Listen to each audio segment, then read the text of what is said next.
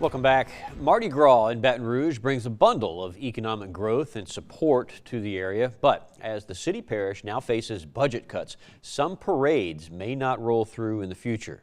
Louisiana First News reporter Michelle Masson explains how one famous parade crew could feel the impact if the parish can't pay for police protection.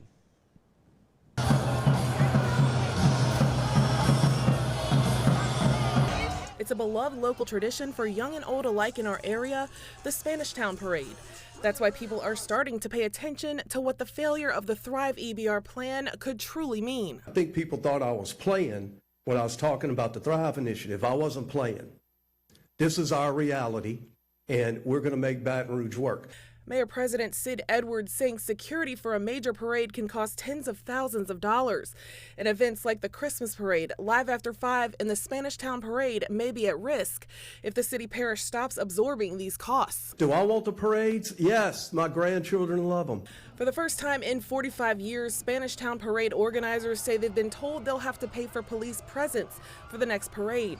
They say rising insurance, venue fees, and now security costs could force them to make some tough decisions as well. Baton Rouge Police Chief TJ Moore says event organizers may need to pay at least part of the cost for security moving forward. When we're looking at budgeted $4 million for overtime and we're spending about $8 million, we have to make cuts in overtime places. Reports show the 2024 Spanish Town Parade cost the city parish $65,000, requiring over 100 officers and 1,200 overtime hours. Local leaders now considering a policy to evaluate which events bring enough return on investment for public support. And they say the Spanish Town Parade pumps around $4 million into the local economy. Michelle Masson, Louisiana First News.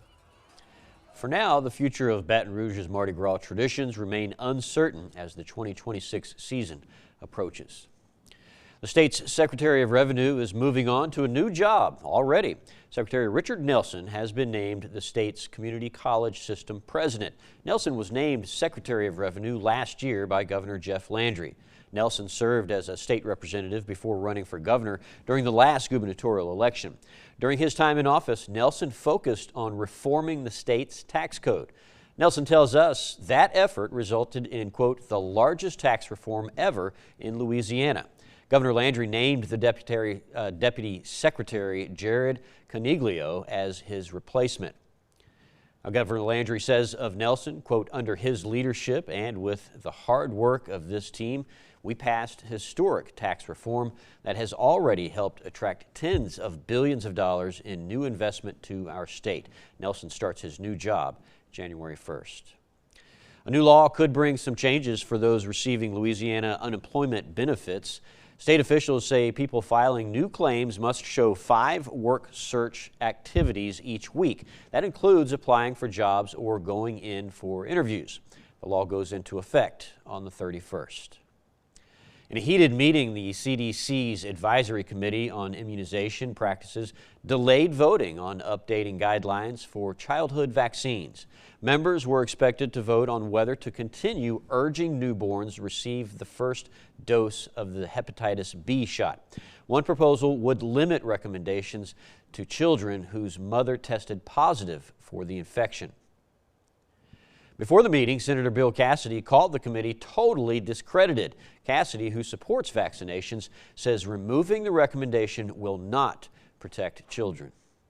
Millions of Americans' health care premiums are expected to spike next month. That's if Congress fails to act before the month wraps up. Washington correspondent Raquel Martin reports as lawmakers scramble to find a compromise on the future of the Affordable Care Act. The pressure is on for Congress to tackle rising healthcare premiums.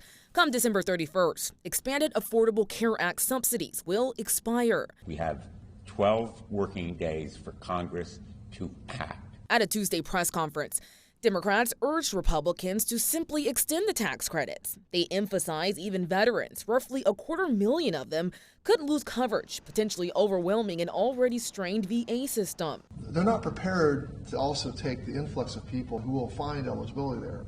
But many veterans are just going to be flat out stuck. Following a morning huddle, some House Republicans expressed openness to a short-term extension. Whether it's 2 years, 1 year, with modifications. But House Speaker Mike Johnson is hardly excited about that prospect. Johnson says right now, Republicans are floating alternate solutions to bring premiums down. And we're pulling those ideas together, and there will be a Republican response to this. President Donald Trump is lobbying hard for his idea. I want the money to go to the people. Create health care savings accounts for each individual American. Let the people go out and buy their own health care. An absolute sham. They literally have no effective replacement. Part of his deal with Democrats to reopen the government, Senate Majority Leader John Thune promised a Senate vote on ACA tax credits by December 12th. In Washington, Raquel Martin. Democrats argue that the two issues holding up a decision on the ACA are a lack of input from the president and the Republicans' request that cutting abortion funding be a part of that discussion. Up next, we'll have a look at the week ahead on your local election headquarters. Stay with us.